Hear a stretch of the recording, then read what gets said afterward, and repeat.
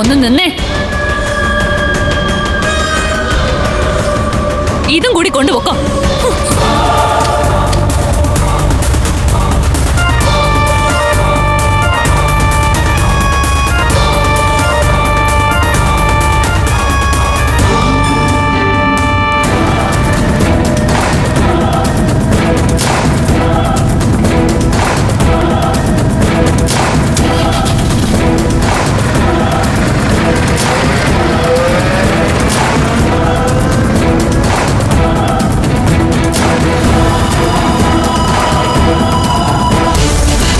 കല്യാണം ഞങ്ങളങ്ങ് തീരുമാനിച്ചു കലാവതി.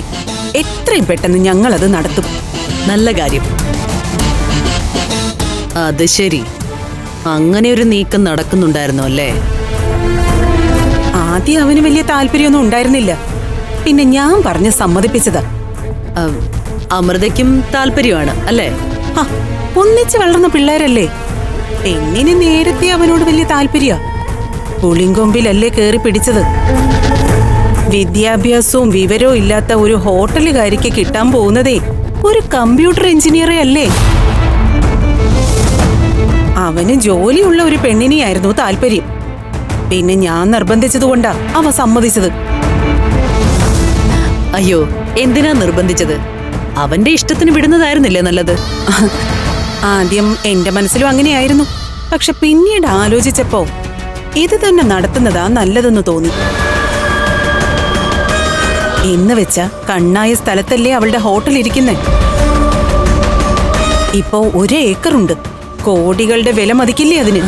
അമൃതയ്ക്ക് മാത്രം അവകാശപ്പെട്ടതല്ലോ, 5 പേർക്കും കൂടി ഉള്ളതല്ലേ.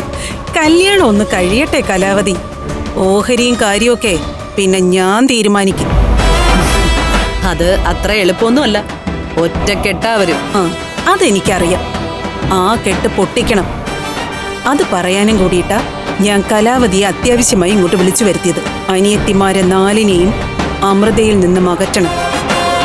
അതിന് കലാവതിയുടെ സഹായം എനിക്ക് വേണം. അതെന്റെയും കൂടി ആവശ്യം അംബികെ. 4 എണ്ണത്തിനെയും തെരുവിലിറക്കണം എനിക്ക്. എന്നുവെച്ച് നിന്റെ മോൻ അമൃതയെ കല്യാണം കഴിക്കില്ല. അത് മുടക്കും ഞാൻ. എന്റെ മഹീന്ദ്രനുള്ള പെണ്ണാവള്. കലാവതി എന്താ ആലോചിക്കുന്നത്? നിനക്കും അവരോട് പകയുള്ളതല്ലേ? എന്നാലാവുന്നത് ഞാൻ സഹായിക്കാം. പഞ്ചരത്നം ഇല്ലാതാവണം. 5 വഴിക്കാവണം. അതിന് നമുക്ക് എന്ത് ചെയ്യാൻ പറ്റും? അത് പറ. ആ അനിയത്തിമാര് പിള്ളേരുടെ മനസ്സിലേക്ക് വിഷം കുത്തിവെക്കണം. എങ്ങനെ? അതിന്റെ തുടക്കം ഞാൻ ഇട്ടുതരാം. പിന്നെ കാര്യങ്ങൾ നീക്കാൻ അംബികയ്ക്ക് പറ്റും. പറ്റിക്കും ഞാൻ. ഇക്കാര്യത്തില് തൽക്കാലം നിന്റെ സഹായം എനിക്ക് ആവശ്യമാണ് അംബികയെ. അത് കഴിഞ്ഞ് അടുത്ത ചെക്ക് ഞാൻ നിന്റെ മോന് വെക്കും.